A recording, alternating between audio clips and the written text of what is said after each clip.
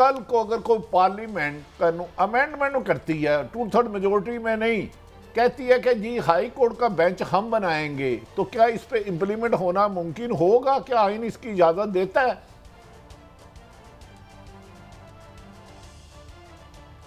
कतई नहीं देता। अगर ऐसा कोई कानून बना तो वो पाकिस्तान की तारीख के अंदर एक काला कानून होगा, और इंशाअल्लाह उस वक़्त तक मैं अपनी प्रैक्टिस ख़त्म कर चुका हूँगा और आराम से रिटायरमेंट की ज़िंदगी बसर कर रहा हूँगा। अच्छा, उम्मीद तो है कि मेरी ज़िंदगी में ऐसा कानून नहीं बने। दो बातें मैं आखिर में आपसे पूछूंगा। एक तो जो आज आबद ज़ुबैरी साहब और उनके दरमियान एक जो मुकालमा या आर्गूमेंट हुआ, जिसमें ज़ुबैरी साहब ये कह रहे थे कि ये पार्लियामान चूँकि ये एक्ट इसको सिर्फ 2/3 मेजॉरिटी कर सकती है, जबकि चीफ जस्टिस साहब का ये कहना था कि नहीं, अगर कोई अच्छा है तो क्या हमें इसका वेट करना चाहिए। एक तो इस पर कमेंट कर दीजिएगा। एंड सेकेंडली साइफर केस पर भी ये क्या ज़रूरी है कि इस केस को जो है इन कैमरा किया जाए? Can't we see the justice being done?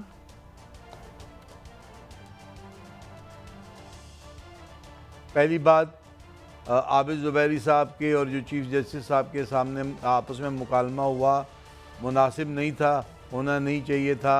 Abid Zubairi साहब के दलाइल मुदल्लल थे। चीफ साहब उसको अपनी जजमेंट में ट्रीट करके जो भी अपने ईमान के ताबे होके अल्लाह को जवाब दे होना है उसके मुताबिक फ़ैसला करें।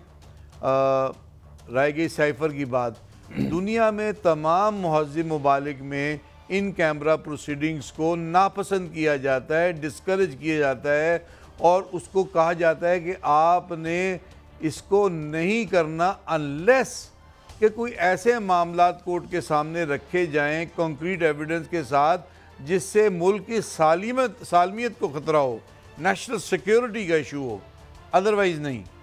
तो मेरा नहीं ख्याल कि इन कैमरा प्रोसीडिंग परमिसिबल हैं। साइफर केस में सदीकी साहब नज़र में कोई गैर मुल्की साजिश नहीं करना। अच्छा सदीकी साहब, साइफर केस में बज़ाहिर कोई गैर मुल्की साजिश नज़र नहीं आती। खुद मोहतरम नवाज शरीफ साहब ने कहा था जब धमाके करने लगे तो हमें अमेरिकन ने फ़ोन किया इतने पैसे ले लो। माजी में भी जुल्फ़िकार अली भुट्टो ने कहा। तो साइफर केस तो डी कोडिफाई किया गया, कोडेड डॉक्यूमेंट होता है और आज भी ओरिजिनल वजारत खारजा के पास है। उसमें बड़ी तेज़ी लग रही है कि जैसे जज साहब कोई फैसला दे के कहीं जाना चाहते हैं ज़रूरी काम।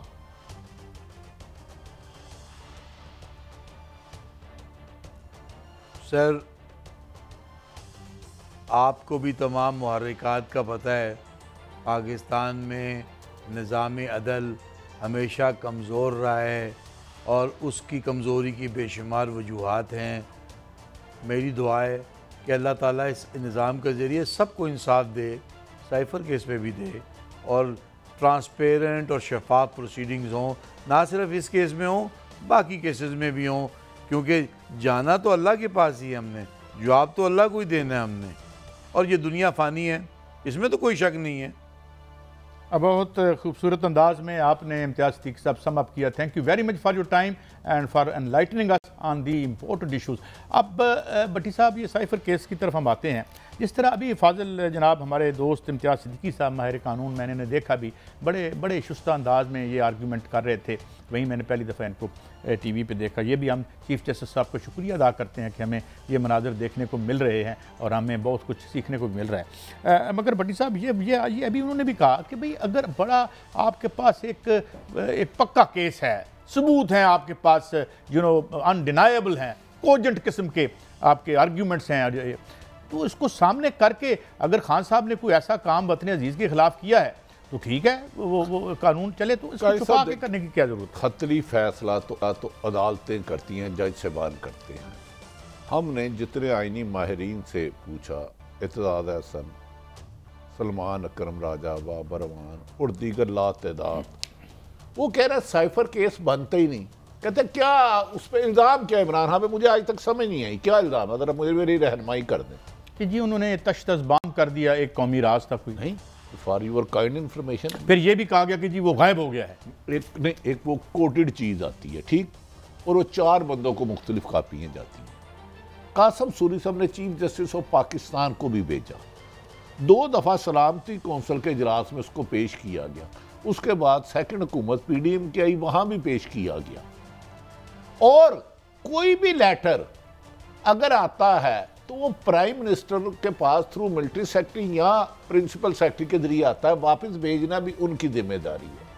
अगर वो जिक्र करना जुर्म है तो नवाज शरीफ ने भी तो कहा था जब मैंने एटमी धमाके करने लगे तो मुझे अमेरिका ने फोन किया, वो सीक्रेट एक्ट नहीं है, वो तो किसी ने देखा भी नहीं था, वो तो सिर्फ दो आदमियों के दरमियान कन्वर्सेशन थी, उसे ओपन क्यों किया गया? वो तो हमें याद है ना, उस वक्त के वजीर खारजा ने जाके PM साहब को कहा था कि हुजूर हम आपको इतला देने आए हैं, फैसला करने वालों ने कर लिया, धमाके होंगे, और अच्छी बात है। मैं बता दूं, साइफर केस जो मोहतरम नवाज शरीफ साहब की ख्वाहिश है, जिद है, यहाँ उन्हें किसी ने यकीन दहानी कराई है।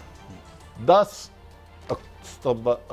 नवंबर से पहले साइफर केस में जो नून लीग को यकीन दहानी कराई गई है, फैसला जज साहबान ने करना, मेरी तो कोई हैसियत नहीं उसमें होगा। और उसके बाद अगर बेल किसी भी तरीके से हो जाती है, नैब 30 दिन के लिए अंदर ले जाएगा।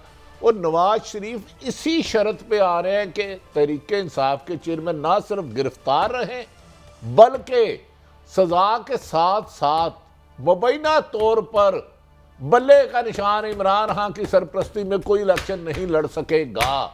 इसको पॉसिबल कैसे बनाते हैं ये मुझे नहीं पता। मुझे चंद मिसालें इसलिए नजर आती हैं कि मैंने कल कमो बेशतर जो टिकट होल्डर थे जिन्होंने टिकट वापस कर दिया, वो तो उनकी मर्जी, 2 दर्जन के करीब लोगों को फोन किए, लोगों के बंद थे तो कहते हम तो अपने घर नहीं जा सकते, पुलिस आ जाती है, छापे मार देती है पुलिस, गिरफ्तार करके ले जाती है, और हमें पता भी नहीं होता हम किस जुर्म में गिरफ्तार है और किस जगह है, दिन है या रात है, मंगल है या बुध है, 9 अक्टूबर है या 10 अक्टूबर है। तो डू यू थिंक ऐसे में ऐसे इलेक्शन कराएंगे? पहले याद होगा काजी साहब, मैं तो वक्त नहीं देखा, एक दफा होता था सिर्फ पीपल्स पार्टी का वोट और बाकी सारी एंटी जमातें, एंटी पीपल्स पार्टी वोट।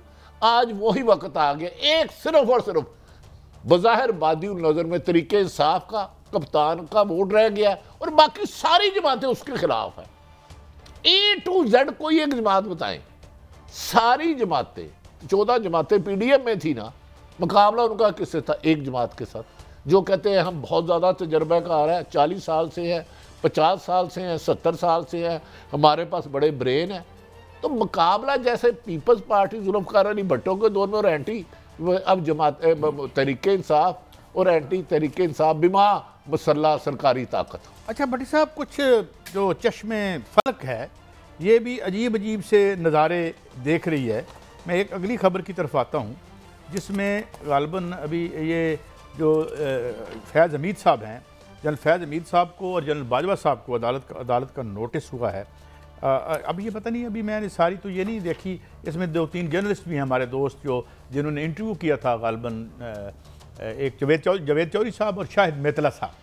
तो अब इनको भी नोटिस हुआ, पता नहीं इनको अब तलब भी किया जाएगा। ये एक नई बिगनिंग हो रही है, एक नया दरवाज़ा खुल रहा है। गुजारिश ये है कि मोहतरम कमर जवेद बाजवा साहब ने की मीडिया से बात हुई, इंटरव्यू तो नहीं दी है पर उन्होंने उसके 6-6 घंटे की बात की।